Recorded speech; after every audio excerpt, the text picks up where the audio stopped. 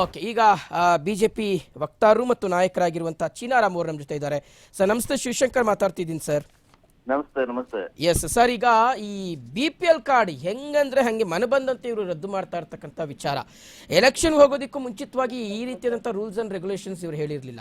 ಆದರೆ ಈಗ ಈ ರೀತಿಯಾಗಿ ಹೊಸ ಹೊಸ ವಿಚಾರಗಳನ್ನ ತರ್ತಾ ಇರ್ತಕ್ಕಂಥದ್ದು ಯಾವ ರೀತಿಗೆ ಜನರಿಗೆ ತೊಂದರೆಯನ್ನು ಕೊಡ್ತಾ ಇದೆ ಅಂತೀರಿ ಸರ್? ಅಲ್ಲ, ಇದು ಹೊಸ ವಿಚಾರಗಳಲ್ಲ. ಈ ಗ್ಯಾರಂಟಿಗಳಲ್ಲಿ ಆಗಿರ್ತಕ್ಕಂತ ಪೋಲು ಮತ್ತೆ ಅಲ್ಲಿ ಇರ್ತಕ್ಕಂತ ಹಣದ ಅವ್ಯವಸ್ಥೆ ಮತ್ತೆ ಇವ್ರು ಏನ್ ಗೆಲ್ಬೇಕಾಗಿತ್ತು ಅಷ್ಟು ಗೆಲ್ಲೋದಕ್ಕೆ ಏನ್ ಬೇಕೋ ಗ್ಯಾರಂಟಿ ಕೊಟ್ಟು ಎಲ್ರಿಗೂ ಗ್ಯಾರಂಟಿ ಕಾರ್ಡ್ ಕೊಟ್ರು. ಇವತ್ ಏನಾಗಿದೆ, ಅವ್ರ ಹತ್ರ ಹಣ ಇಲ್ಲ. ಕೋಟ್ಯಾಂತರ ರೂಪಾಯಿ ಸಾಲ ಮಾಡಿದ್ದಾರೆ, ಸಾವಿರಾರು ಕೋಟಿ ಸಾಲ ಮಾಡಿದ್ದಾರೆ. ಈ ಬಜೆಟ್ ಅಲ್ಲಿ ಹಣ ಇಲ್ಲದಿರೋದ್ರಿಂದ ಅವ್ರು ಏನ್ ಮಾಡ್ತಾರೆ, ಈ ಗ್ಯಾರಂಟಿ ಕಾರ್ಡ್ಗಳನ್ನ ಈ ರೇಷನ್ ಕಾರ್ಡ್ಗಳನ್ನ ಅವ್ರು ಬಂದ್ ಮಾಡ್ತಾರೆ.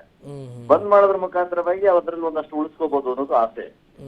ಇದರಿಂದ ಏನಾಗ್ತಾ ಇದೆ, ನಿಜವಾದ ನಂಬಿ ಓಟ್ ಹಾಕ್ತಂತ ಮಹಾಶಯರಿಗೆ ಬಹಳ ದೊಡ್ಡ ಆಘಾತ ಆಗಿದೆ.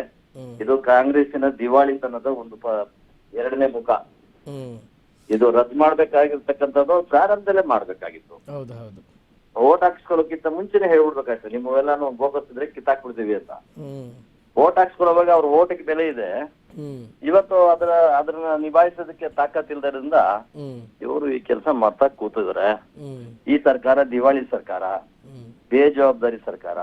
ಈ ಬಜೆಟ್ ಒಂದೆಲ್ಲೋ ಒಂದ್ ಕಡೆ ಈ ತುಗ್ಲಕ್ ದರ್ಬಾರ್ ತರ ಮಾಡಿದ್ದಾರೆ. ಏನೂ ಇಲ್ಲ ಬಜೆಟ್ ಅಲ್ಲಿ, ಖಾಲಿ ಚೆಂಬು. ಈ ಚೆಂಬು ಎತ್ಕೊಂಡು ಓಡಾಡೋಂತ ಸರ್ಕಾರ ಇನ್ನೇನ್ ಮಾಡ್ತತ್ತು? ಆಮೇಲೆ ಸರ್, ಈಗ BPL ಕಾರ್ಡ್ ರದ್ದು ಮಾಡೋದು ಇನ್ನೇನ್ ಮಾಡ್ತಾರೆ ಅವರು? ಕರೆಕ್ಟ್. ಆಮೇಲೆ ಸರ್, ಈಗ ಬರೀ ಅನ್ನಭಾಗ್ಯ ಮತ್ತೆ ಗೃಹಲಕ್ಷ್ಮಿ ಮಾತ್ರ ಅನ್ವಯ ಆಗೋದಿಲ್ಲ. ಕೇಂದ್ರದ ಹಲವು ಯೋಜನೆಗಳು ಕೂಡ BPL ಕಾರ್ಡ್ ಅನ್ವಯಕ್ಕೆ ಬರುತ್ತೆ ಸರ್. ಈಗ ಅದೆಲ್ಲವೂ ಕ್ಯಾನ್ಸಲ್ ಆಗ್ಬಿಟ್ರೆ ಹೆಂಗೆ ಅನ್ನೋದು ಈ ಕಾರ್ಡ್ ರದ್ದತಿಯಿಂದ? ಅಲ್ಲ, ಇವರು ಸರ್ಕಾರ ಬಂದಾಗ ಏನ್ ಹೇಳಿದ್ರು, ಕೇಂದ್ರ ಸರ್ಕಾರ ಆಲ್ರೆಡಿ 5 ಕೆಜಿ ಅಕ್ಕಿ ಕೊಡ್ತಾ ಇದ್ರು ಬಡವರಿಗೆ. ಹೌದು.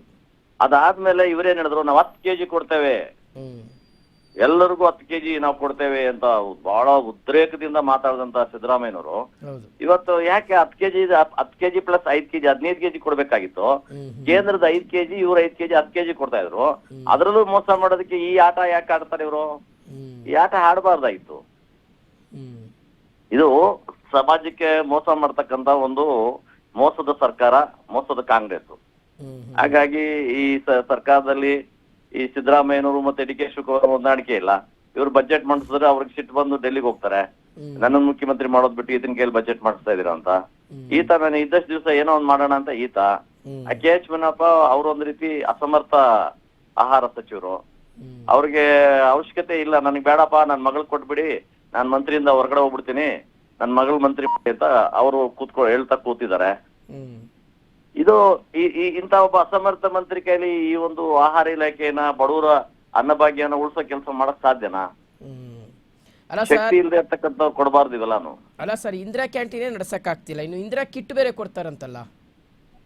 ಎಲ್ಲ ಬೋಗಸ್, ಎಲ್ಲ ಬೋಗಸ್ ಆಟಗಳು ಇವ್ದು. ಬೋಗಸ್ ಆಟ ಆಡ್ಕೊಂಡು ಸಮಾಜಕ್ಕೆ ಮೊನ್ನೆರ್ತಾ ಇದಾರೆ ಕಣ್ಣಿಗೆ. ಇದು ಈ ಸರ್ಕಾರ ಬಹಳ ದಿನ ಇರೋದಿಲ್ಲ. ಅವರಲ್ಲೇ ಕಿತ್ತಾಡ್ತಾರೆ. ಈಗ ಕೆಲವೇ ದಿನಗಳಲ್ಲಿ ಅವರೇ ಪತನ ಆಗ್ತಾರೆ. ಮತ್ತೆ ಜನನೂ ಬಹಳ ಬೇಸತ್ತಿದ್ದಾರೆ.